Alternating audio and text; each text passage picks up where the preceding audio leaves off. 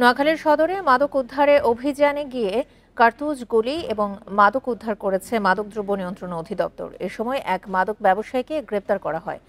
সকালে সদর উপজেলার দাঁতপুর ইউনিয়নের পূর্ব কাশীপুর গ্রামের বধূ হাজির বাড়িতে অভিযানে যায় মাদকদ্রব্য নিয়ন্ত্রণ অধিদপ্তর।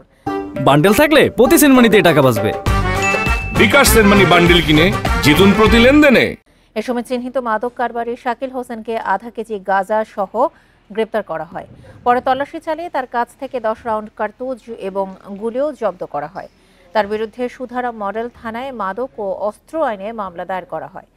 দুপুরে আসামি শাকিলকে জেলার চিফ জুডিশিয়াল ম্যাজিস্ট্রেট আদালতে হাজির করা হলে বিচারক তাকে কারাগারে পাঠানোর আদেশ দেন।